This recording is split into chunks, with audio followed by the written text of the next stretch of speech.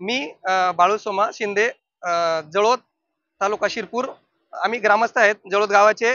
जळोद गावात आदिवासी आश्रमशाळा एका संस्था चालकाने संचालक मंडळाने एक पेसा क्षेत्रातून बाहेर शाळा स्थलांतर केली. त्याच्या संदर्भात 9 ऑगस्ट रोजी आम्ही ग्रामस्थांनी एक मोठं आंदोलन करून पीओ कार्यालयाने आम्हाला एक पत्र दिलं होतं की आम्ही त्यांच्यावर संबंधित कारवाई करू.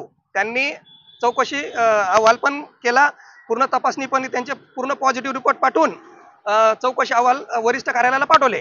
त्याच्यानंतर वरिष्ठ कार्यालयाने संस्था चालकाने जे जे घोटाळे केलेले आहेत, 5-10-20 कोटीचे जेवढे घोटाळे केलेत त्याच्या संदर्भात एक पत्र पाठवलं वरिष्ठ कार्यालयाने पीओ कार्यालयाला. पत्र आलं 24 तारखेला, 24 सप्टेंबरला. पण त्या पत्राच्या आदेशाने आज 8 दिवस झाले पीओ कार्यालयाने कोणत्याही प्रकारचा त्यांच्यावर गुन्हा दाखल केला नाही.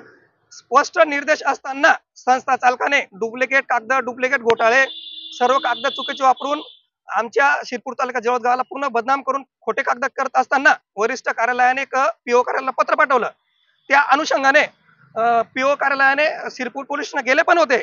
पण त्यांच्या संमताने काय झालं त्याच्यानंतर आम्ही वारंवार दर 2 दिवसात पीओ कार्यालय येतो आणि पीओ कार्यालय आम्हाला असं सांगतं की 2 दिवसात आम्ही गुन्हा दाखल करतो, दर 2 दिवसात आम्ही गुन्हा दाखल करतो. पण 8 दिवस होऊन उलटून सुद्धा कोणत्याही प्रकारे गुन्हा दाखल केला नाही.